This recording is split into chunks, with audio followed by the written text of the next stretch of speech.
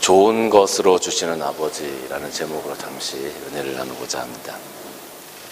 어떤 믿음 좋은 집사님이 앵무새를 하나 샀습니다. 여러분도 잘 아시다시피 앵무새는 사람의 말을 조금씩 따라 할 수 있는데 이 앵무새가 한마디를 할 수 있었어요. 그것이 뭐냐 하면 키스해주세요 라는 이야기였습니다. 그 단어를 키스해주세요 라는 단어를 할 수 있었는데 이 집사님이 참 신기했어요, 처음에는. 그래서 자기하고 이렇게 얘기하고 있을 때는 그 앵무새가 키스해주세요 이렇게 얘기하면 아이고 예쁘다, 잘한다 이렇게 얘기를 했었는데, 이제 문제는 다른 사람들이 놀러와서 진중한 얘기를 하고 있을 때 앵무새가 옆에서 시도 때도 없이 키스해주세요 이렇게 얘기를 하니까 민망한 거예요. 그래서 어떻게 할까 고민을 하던 차에 목사님 집에도 앵무새가 한 마리 있다라는 소식을 들었어요. 그런데 목사님 댁에 있는 앵무새는 그 믿음의 가정에 있어서 그런지 몰라도 기도합시다 이 한마디를 하더래요. 그래서 이 집사님이 그러면 우리 앵무새를 그 집에 목사님 댁에 잠시 보내서 합사를 시키면 얘도 뭔가 변하지 않을까, 그렇게 생각을 하고 목사님께 요청을 해서 목사님이 흔쾌히 허락을 해주셨어요. 그래서 그 앵무새를 데리고 그 목사님 댁에 가서 이제 그 새장에 같이 넣었습니다. 그랬더니 다른 새가 이렇게 들어오니까 목사님의 그 앵무새가 그 새를 보더니 기도합시다 이렇게 하더래요. 그러니까 그 새로 들어온 그 집사님의 새가 또 한마디 했겠죠. 키스해주세요 이렇게 한마디를 했다는 거예요. 그러니까 그 이후에 이 목사님 새가 잠시 머뭇거리더니 이렇게 얘기하더랍니다. 주님, 제 기도에 응답해 주셔서 감사합니다. 아마 앵무새가 자기의 짝을 달라고 매일매일 같이 그렇게 기도를 했었던 모양이에요. 앵무새의 기도에도 응답하시는 그 하나님께서 가장 사랑하시는 이 자녀들의 기도에 왜 응답하지 아니하시겠습니까? 오늘 누가복음 11장 1절에서 13절까지 말씀을 보면 기도에 관한 이야기입니다. 한 제자가 예수님께 나와서 예수님, 세례 요한도 자기 제자들에게 기도를 가르쳐 줬는데 저희들에게도 기도를 가르쳐 주십시오라고 요청을 했습니다. 그랬더니 예수님께서 우리가 잘 아는 기도문을 하나 말씀해 주십니다. 너희는 기도할 때 이렇게 기도하라. 아버지여, 이름이 거룩히 여김을 받으시며 나라가 임하시오며. 하나님을 먼저 찬양하라는 거죠. 하나님의 오심을 먼저 네 마음 가운데 담으라는 겁니다. 그리고 우리에게 날마다 일용할 양식을 주옵시고, 우리에게 일용할 양식을 주셔서 감사합니다. 내가 오늘 살아갈 수 있는 힘과 능력을 주셔서 감사합니다. 우리 삶에 대해서 기도하라는 겁니다. 그리고 4절 말씀 보니까 우리에게 죄 지은 자를 용서하듯이 우리의 죄를 용서해 주십시오. 내가 이 땅에서 살아갈 때에 하나님 말씀에 순종하지 못했던 모든 것들을 하나님 용서해 주십시오라고 그렇게 기도하라는 거예요. 또 신앙을 위해서 기도하라라는 거죠. 이것이 기도의 모범입니다. 하나님의 나라를 찬양하고 우리 삶에 대한 감사를 하고 우리 죄 용서를 하고, 이런 부분들이 기도의 모범이죠. 그래서 이것을 우리가 주의 기도, 주기도문이다라고 이야기하면서 많은 성도들이 다 암송을 하고 있는 그런 기도입니다. 예수님께서 이렇게 기도에 대해서 말씀하시면서 이 이후에 이어서 한 가지 또 말씀을 해주시는데, 하나의 예를 들어서 이제 기도에 대해서 어떻게 기도해야 될까를 말씀해 주고 계세요. 근데 그 예가 우리 생활 가운데서 이렇게 오게 되었다라는 거죠. 5절 말씀을 보니까 또 이르시되 너희 중에 누가 벗이 있는데, 여기부터 이제 예가 되는 거죠. 누가 벗이 있는데 밤중에 그에게 가서 말하기를 벗이여 떡 3덩이를 내게 구워달라. 내 벗이 여행 중에 내게 왔으니 내가 먹을 것이 없다.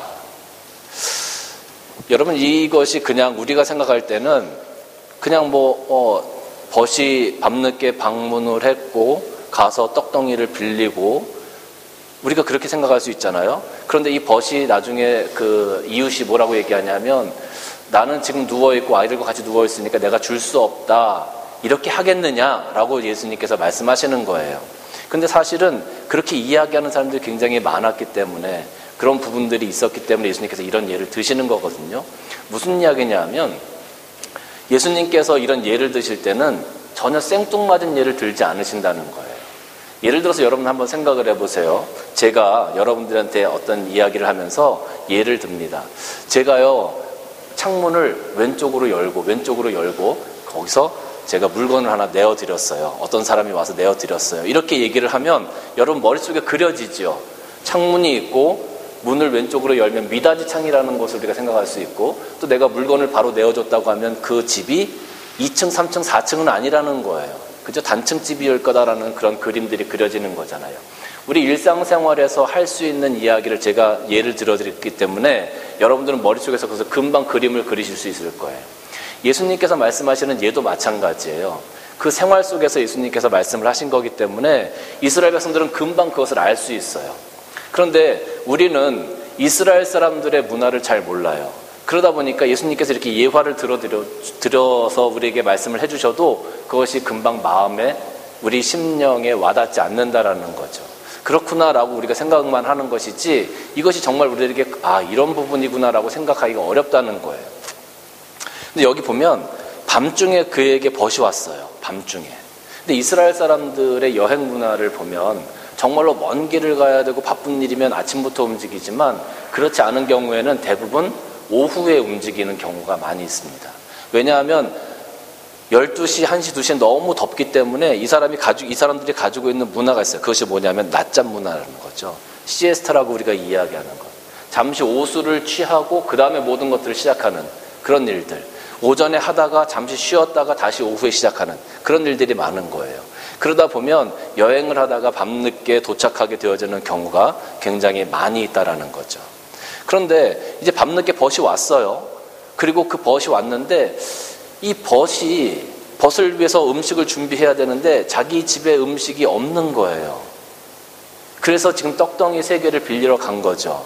근데 이런 부분들도 우리가 가만히 그 이스라엘의 문화를 살펴보면, 아까 그 롯에 대해서도 잠시 얘기를 드렸지만, 누군가 자기 집에 찾아왔을 때 그것이 밤이든 낮이든 이스라엘 사람들은 그걸 거절할 수가 없어요. 왜냐하면 그들 문화 가운데는 누구든지 자기 집 앞을 지나가는 사람이 있으면, 장막을 치고 있을 때는 그 장막 앞을 지나가는 사람들은 무조건 청해서 3일간 자기 집에 머물게 하는 것이 이스라엘 사람들의 최대한의 예의였어요. 그러니까 누가 자기 집을 찾아왔을 때 그것을 박대할 수가 없는 거죠. 이스라엘 사람들은 부지 중에 천사와 하나님을 대접했던 아브라함의 그 모습을 늘 기억하고 있는 거예요. 그래서 자기 집에 누군가 찾아오면 항상 대접하기를 즐겼는데, 그 중에 자기도 천사를 대접할 수 있다는 생각을 가지고 있는 거예요. 그래서 창세기 18장 4절 1절부터 4절 말씀 보면, 여호와께서 마무리 상수 나무들이 있는 곳에서 아브라함에게 나타나셨고, 날이 뜨거울 때에 그가 장막문에 앉아있다가 눈을 들어 사람 셋을 봤어요. 그가 그들을 보자 장막문에서 달려나갔다 그랬죠. 달려나가서 영접을 했다 그랬어요. 이게 이스라엘 백성들의 예의예요. 문화예요. 그리고 주여 내가 주께 은혜를 입었사하면 원하건대 종을 떠나 지나가지 말고 물을 조금 가져오게 당신의 발을 씻기시고 나무 아래서 씻소서. 그들을 불러들이는 거예요. 이게 이스라엘 사람들에게는 일반적인 문화라는 거죠. 이게 소돔 성 앞에 있었던 아까 롯의 이야기도 마찬가지입니다. 저녁 때에 두 천사가 소돔에 이르렀습니다. 마침 롯이 문 앞에 소돔 성문에 앉아있다 그들을 보고 일어나 영접하고 땅에 엎드렸죠. 먼저 보는 사람이 나가는 겁니다. 그래서 청하는 겁니다. 그래서 주여 종의 집에 들어와서 발을 씻고 주무시고 일찍 일어나 갈 길을 가소서. 지금 자기 집으로 청해 드리는 거잖아요. 이것이 이들의 문화라는 거죠. 그러니까 밤늦게 왔다고 해서 그 벗을 박대할 수가 없었던 겁니다. 자, 그런데 이제 문제는 받아들이긴 받아들였어요. 영접을 했어요. 그런데 문제는 먹을 것이 없었다라는 거죠. 근데 사실 이스라엘 그 지방에, 이스라엘 보통 일반 사람들의 생활 패턴은 아침에 먹을 것을 만들어서 그것으로 저녁까지 먹는, 그리고 하루의 모든 것들을 마무리하는 것이 이스라엘 사람들의 일반적인 생활 패턴입니다. 이스라엘 사람들이 냉장고가 없잖아요. 음식을 보관하기가 굉장히 어렵습니다. 날이 뜨겁기 때문에 금방 상하고 쉬기 때문에 그런 것들을 보관하기가 굉장히 어려운 거예요. 그러니까 저녁 때까지, 그 다음 날까지 음식이 있는 집이 찾기가 쉽지 않은 거죠. 굉장히 드물었다는 거죠. 그러니까 어떻게 보면 지금 떡 3덩이를 빌리러 다니잖아요. 제가 봤을 때는 떡 3덩이를 빌리러 다닐 때 아마 온 마을을 다 돌아야 될 것 같아요. 그게 쉬운 일이 아니라는 거죠. 그런데 이 사람이 떡을 달라고 찾아다녔어요. 여행 중에 누가 내게 와서 먹을 것이 없으니까 찾아다녔어요. 혹시라도 있을지 모르는 그 음식을 찾아서 지금 다니는 겁니다. 그래서 한 집을 찾았어요. 그런데 그 안에서 대답하여 이르되 나를 괴롭게 하지 말라라. 나를 더 이상 괴롭게 하지 마라. 문은 이미 닫혔고 아이들이 나와 함께 침실에 누웠으니 일어나서 내게 줄 수가 없노라. 일반적으로 사람들이 그렇게 얘기한다는 거죠. 일반적으로. 왜냐하면 이스라엘 사람들이 살고 있는 지배 구조를 보면 일반적으로 우리가 생각하는 단칸방 같은 거라고 생각하시면 돼요. 그런데 우리는 예전에 단칸방에 살더라도 화장실이 따로 있었고 부엌이 따로 있었죠. 그런데 이스라엘 집의 구조를 보면 집 안에 부엌이 있어요. 집 안에 부엌이 있어요. 거기서 요리를 다 하는 겁니다. 집 안에. 그 방 안에서. 그리고 그 부뚜막 같은 그 방 옆에 바닥에서 사람들이 잠을 자게 되어져 있어요. 그러니까 조금 더 부자인 사람들은 그 부엌 뒤에 방을 하나 더 두었습니다. 그건 여자들의 방으로 사용하고 남자들은 이 안에서 아이들과 같이 잠을 자게 되어지는 거죠. 그러니까 아이들과 함께 누웠어. 밤에 누가 오면 집 전체가 시끌시끌하고 집 전체가 다 깨야 되는 겁니다. 굉장히 쉽지 않은 일이죠. 요즘에 뭐 이렇게 가다 보면 아이가 자고 있다고 노크하지 말라고, 초인종 누르지 말라고 붙여놓은 집들도 굉장히 많이 있지 않습니까? 근데 이스라엘 문화를 보면 남자들과 아이들이 그냥 그 자리에서 같이 다 자기 때문에 저녁 때 누가 오면 모든 사람들이 다 일어나야 되는 거예요. 그러니까 귀찮잖아요. 그러니까 이 사람이 얘기하는 거예요. 나 일어날 수 없어. 이미 문은 닫혔고 아이들이 나와 함께 지금 다 누워있으니까 내가 일어나서 너 도와줄 수 없어. 많은 사람들이 그렇게 얘기하는 거죠. 그런데 예수님께서 계속 말씀하실, 그렇게 하겠느냐? 만약에 누가 와서 너희를 이렇게 하면 그렇게 하겠느냐? 근데 8절 말씀 보니까 내가 너희에게 말하는 비록 벗됨으로 인하여서는 일어나서 주지 아니할지라도 아는 사이라고 너희들에게 그렇게까지 해주진 않을 거다. 그런데 그 간청함을 인하여서는 그 요구대로 줄 거다. 너하고 친하다고 해서 그 사람이 자다가 일어나서 너에게 빵을 주진 않을 거다. 그런데 간청함을 인하여서는 줄 거다. 이게요, 사실 가만히 따지고 보면 지금 아이들과 이렇게 쭉 누워 있습니다. 그런데 밖에서 계속 두들기는 거예요. 빵 좀 달라고. 그러면 식구들이 다 깨가지고 뒷방에 있는 여자들 짤들까지 다 나와야 될 상황이야, 이게. 그러니까 사실 어떻게 보면 귀찮아. 이게 그렇게 되면 일이 더 커져. 그러니까 그 사람이 간청할 때 알았어 내가 줄 테니까 빨리 가. 지금 이런 상황이 되는 거예요. 이런 상황. 그러니까 여러분, 오늘 예수님께서 이렇게 지금 말씀하시는 이유가 있는데, 지금 이 이야기를 가만히 듣다 보면 친해서 주는 것이 아니라 알았어 더 이상 날 귀찮게 하지 마. 내가 이 상황을 빨리 종료하고 싶으니까 내가 너한테 빵 3덩이 줄게. 빨리 가. 이런 상황이잖아요. 그런데 이 이야기를 가만히 듣다 보면 우리가 성경에 나오는 한 가지 예수님께서 말씀해 주신 예화가 또 기억이 납니다. 그것이 뭐냐 하면 누가복음 11장 나오는 불의한 재판관의 비유예요. 불의한 재판관이 있었습니다. 그 사람은 하나님을 두려워하지도 않았고 사람들을 무시하는 사람이라고 성경에 기록되어져 있어요. 그런데 어떤 과부가 그 재판관을 찾아와서 얘기하는 거예요. 나한테 원한이 있으니까 내 원한을 좀 풀어달라고. 나한테 이런 일들이 있었는데 그걸 좀 바로잡아달라고, 판결을 해달라고 자꾸 찾아오는 거예요. 이 사람이, 재판관이 그 과부를 보니까 돈이 될 것 같지도 않고 자기한테 이득도 없어요. 그러니까 쳐내는 거죠. 쳐내요. 그런데 이 과부가 하루도 아니고 이틀도 아니고 3일도 아니고 계속 찾아오네. 이 재판관이 결국은 내가 하나님을 두려워하지도 않고 사람들도 무시하고 겁날 게 없지만 저 사람 나한테 와서 계속 귀찮게 하니까 내가 그 청을 들어주겠다. 이렇게 결국 얘기하고 그 과부의 청을 들어주게 된다는 거예요. 그 과부가 도움이 되거나 그 과부가 잘나서가 아니라 내가 귀찮으니까 도와주겠다라고 지금 얘기하는 거죠. 근데 여기서 예수님께서 말씀하시는 핵심은 뭐냐 하면 귀찮은 게 아니에요. 귀찮은 게. 기도를 할 때 어떻게 하라? 끈질기게 하라는 거예요. 끈질기게. 하나님께 계속적으로 요청하라는 거예요. 계속적으로 문을 두들기듯이, 계속적으로 그 과부가 재판관을 찾아왔듯이 하나님을 향해서 계속적으로 나아가라는 거예요. 계속적으로. 하나님께서 그 상황을 종료시켜 주실 때까지, 내 기도에 응답하실 때까지 계속적으로 나아가라는 거예요. 하나님께 계속적인 요청을 믿음으로 너희가 가지고 나가라고 지금 예수님께서 우리에게 말씀해 주고 있는 거예요.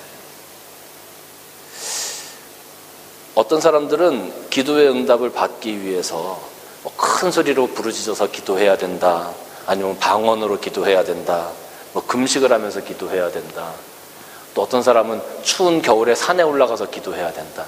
내가 이렇게 추운데 이렇게 어렵게 내가 기도하는데 하나님 나를 안 봐주시겠어?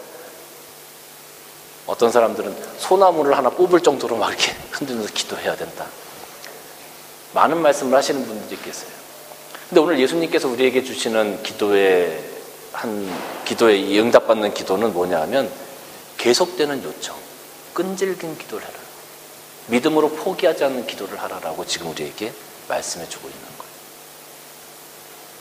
우리가 하나님을 향해서 끊임없는 기도, 이 계속적인 요청을 해나가게 되어지면 하나님께서 우리에게 반드시 응답을 해주신다라고 지금 예수님 말씀하시는데, 오늘 여기 9절 말씀 보면 내가 또 너희에게 이르노니 구하라 그러면 너희에게 주실 것이요, 찾으라 그러면 찾아낼 것이요, 문을 두드리라 그러면 너희에게.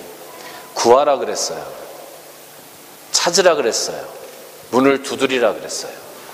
이 세 가지 표현은 같은 행동의 반복적인 패턴입니다. 하나님을 향하여 끊임없이 요청되어지는 계속적인 요청의 하나의 표현이에요. 구하는 거나 찾는 거나 두드리는 거나 하나님을 향해서 우리가 계속적으로 기도하는 모습을 지금 표현하고 있는 거예요. 하나님을 향해서 계속 기도해라 3번이나 반복적으로 이야기하는 것은, 3번이나 강조하는 것은 선생님이 학생들을 가르치면서 이거 중요해, 이거 중요해, 이거 진짜 중요해, 별표해, 그렇게 강조하는 것은 반드시 시험에 나오는 거죠. 기도에 있어서 가장 중요한 포인트가 계속적인 요청, 포기하지 말고 하나님 앞에 구하고 찾고 두드리는 것을 계속적으로 해야 된다는 거예요. 믿음으로. 그러면 10절 말씀 보니까 구하는 이마다 받고 찾는 이가 찾아낼 것이고 두드리는 자에게 열릴 것이다. 그러면서 이제 예수님께서 한 가지 말씀을 더해 주세요. 그게 뭐냐면, 너희 중에 아버지 된 자로 누가 아들이 생선을 달라 하는데 생선 대신 뱀을 주며 알을 달라 하는데 전갈을 주겠느냐. 여기서 생선이라고 하는 것은 그 당시에 이스라엘 사람들이 가장 즐겨 먹는 음식 중에 하나가 이 생선이에요. 고급 음식 중에 하나입니다. 이게 근데 생선도 그냥 생선이 아니라 말린 생선이 있죠. 이 사람들은 그냥 생선을 오래 보관할 수 없기 때문에 모든 것들 다 말려서 먹었습니다. 근데 그 생선을 달라 하는데 뱀을 주겠느냐? 뱀은 이스라엘 사람들이 가장 부정하게 여기는 동물 중에 하나입니다. 뱀은 먹을 수 없어요. 이방인들은 뱀을 말려서 먹었다고 그래요. 근데 뱀을 말려놓으면 생선이랑 비슷했다고 얘기는 하는데, 그럼에도 불구하고 이스라엘 사람들은 뱀을 먹을 수가 없었죠. 뱀은 생선 달라고 하는데 뱀은 그들을 모욕하는 겁니다. 모독하는 겁니다. 어떻게 보면 상황을 굉장히 악화시키는 모습이라고 할 수 있는 거죠. 그러니까 아버지가 아들이 생선을 달라고 하는데 뱀을 주겠느냐? 그런 일이 있을 수 없는 거죠. 상황을 더 악화시킬 수는 없다는 거예요. 알을 달라고 하는데 전갈을 주겠느냐? 여기서 알이라고 하는 것은 보통 일반적으로 삶은 달걀 같은 것들을 이야기합니다. 마른 생선과 알, 이런 삶은 달걀 같은 것들이, 삶은 알 같은 것들이 이스라엘 사람들의 어떤 주식으로 쓰였어요. 그런데 전갈은 독이 있는 거죠. 위험한 겁니다. 전갈을 받으면 큰일 나죠. 그러니까 우리가 하나님 앞에 기도했을 때 하나님께서 그 기도한 사람들의 상황을 더 악화시키고 더 안 좋은 것을 우리들에게 주시겠느냐? 그렇지 않다라는 거예요. 너희가 악할지라도 좋은 것으로 자식에게 줄 알거늘, 하물며 하나님께 우리가 기도하면, 하나님께 우리에게 계속된 요청을 가지고 믿음으로 나아가면 하나님께서 우리에게 응답하시고 우리가 응답한 것보다 더 좋은 것으로 우리에게 주시지, 하나님께서 기도하는 너희들에게 더 안 좋은 상황을 만들어 주시겠느냐, 지금 그런 의미인 거예요. 그러니까 우리가 기도를 하면 할수록 우리에겐 이득인 거죠. 왜? 하나님께서 내가 간구한 것보다 더 좋은 것으로 주실 거니까. 그런데 13절 마지막 절 보니까 보세요. 하물며 너희 하늘 아버지께서 구하는 자에게 성령을 주시지 않겠느냐. 아니 목사님, 제가 사업을 위해서 간구했고, 건강을 위해서 간구했고, 환경을 위해서 간구했고, 자녀를 위해서 간구했고, 비자를 위해서 간구했는데 웬 성령을 주시겠다고? 생뚱맞게 웬 성령을 주시겠다고? 근데 여러분, 하나님께서 주시는 최고의 선물은 바로 이 성령임을 여러분 믿으셔야 됩니다. 왜냐하면 성령께서 내 삶 가운데 오시고 성령께서 내 주인이 되어주시면 나는 하나님의 사람이 될 수밖에 없어요. 하나님의 음성을 들을 수밖에 없어요. 하나님 말씀에 순종할 수밖에 없어요. 하나님의 그 길을 걸어갈 수밖에 없어요. 성령께서 나를 인도해 가실 때 내가 그걸 거부할 수 없어요. 성령께서 나를 인도해 가시면 나는 이 땅에서 아브라함과 같은 삶을 살아가게 됩니다. 성령께서 나를 인도하시면 내가 이 땅에서 다윗과 같은 삶을 살아갈 수밖에 없는 사람이 되어져요. 내가 이 땅에서 아브라함처럼 다윗처럼 그런 믿음을 가지고 살아가게 되어지면 내 육신의 문제, 내 사업의 문제, 이런 부분들이 사실은 큰 문제로 다가오지 않아요. 그리고 그 부분들 하나님께서 반드시 축복하셔서 해결하시고 더 풍족하게 만들어 주실 거예요. 그러니까 사실은 우리는 사업을 위해서 간구하고, 돈을 위해서 간구하고, 건강을 위해서 간구하고, 자녀를 위해서 간구하고, 환경을 위해서 간구하고 하지만 사실은 하나님께서 주시는 가장 큰 은혜, 가장 큰 응답, 가장 큰 축복, 성령을 받기만 하면 그 문제들이 더 이상 우리들에게 문제가 되지 않는다는 거죠. 그런데 여전히 우리들은 그 작은 것에 자꾸 집착을 해요. 작은 것을 자꾸 선택하려고 해요. 아이들을 가끔씩 놀릴 때가 있습니다. 아이들을 어른들이 놀릴 때가 있는데 저도 그래요. 아이들한테 조금 이제 그 아이들이 이제 그 초등학교 들어가면 더 이상 그게 먹히지 않지만 50센트짜리 하나 하고 2불짜리 하나 하고 아이들 딱 불러놓고 딱 내려놔요. 그리고 너 어떤 거 가질래? 그러면 아이들은 무조건 큰 거 50센트 가져가죠. 야, 이게 더 좋은 거야 하고 아무리 얘기해도 절대로 듣지 않아요. 무조건 큰 게 좋다고 50센트짜리 잡아가요. 근데 사실 가치는 뭐가 더 있는 겁니까? 작은 돈 2달러짜리가 더 있는 거잖아요. 여러분, 우리가 신앙생활을 할 때도 우리는 자꾸 그렇게 속는 거예요. 세상에 속고 사단에게 속는 겁니다. 하나님께서 주시는 그 성령이 2달러와 같은 건데 우리는 50센트 같은 내 사업, 내 건강, 내 자녀, 내 환경, 이것에 자꾸 집착하게 되는 거죠. 그리고 세상은 우리들에게 속삭이는 겁니다. 야, 이게 더 좋은 거야. 50센트짜리가 훨씬 더 크잖아. 봐봐. 크지? 보암직하지? 먹음직하지? 훨씬 좋잖아. 우리에게 계속 그렇게 속삭이는 거죠. 그러니까 우리가 거기 속아 넘어가는 거예요. 정말로 하나님께서 주시는 큰 복이 뭔지를 모르는 거예요. 그 가치를 알지를 못하는 거예요. 그러니까 자꾸 잘못된 기도를 하고 잘못된 기도의 응답을 원하는 거죠.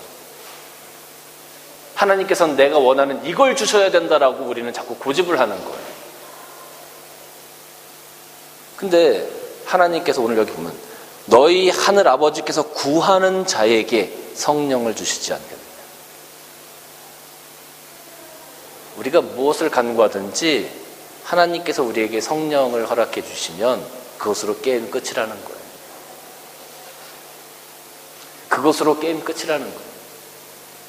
사랑하는 성도 여러분, 우리는 분명히 알아야 합니다. 우리가 하나님 앞에 나와서 간구할 때 아까도 말씀드렸지만 포기하지 말고 계속적인 요청을 가지고 믿음으로 나아가는 것, 그 모습을 우리가 하나님께 보여드리면 하나님께서는 반드시 하나님께서 우리에게 허락하시는 가장 좋은 것, 성령으로 가득 채우실 것인데, 성령으로 우리의 삶이 가득 채워지게 되어지면 이 땅에 있는 문제들은 더 이상 우리들에게 큰 문제로 다가오지 않아요. 우리는 그것을 믿어 넘어설 수 있는 믿음이 생기기 때문에 그래요. 우리는 이제 진정으로 가치 있는 것이 무엇인지 깨달을 수 있기 때문에 그래요. 그것을 깨닫는 순간 우리가 2불짜리를 딱 잡으면 50센트 4개가 된다는 걸 깨닫게 되는 거죠. 그러면 2불짜리를 하나 딱 가지고 있으면 50센트 하나는 문제가 되지도 않아요. 우리는 믿음의 눈으로 그것을 바로 보고 깨달을 수 있어야 되는 겁니다. 그래서 예수님께서 하늘아버지께서 구하는 자에게 성령을 주시자, 성령이 너희들에게 가장 큰 응답이다. 성령이 너희들에게 가장 큰 선물이다. 성령이 너희들에게 반드시 필요한 거다라고 이렇게 말씀해 주고 있는 겁니다. 기도하는 자에게 하나님께서 반드시 성령을 주실 겁니다. 믿음으로 세워지는 자에게 반드시 하나님께서 성령을 허락하여 주실 것입니다. 하나님께서 주시는 가장 좋은 것, 그것은 다른 기도의 응답이 아니라 성령으로 내 심령이 충만케 되어지는 거죠.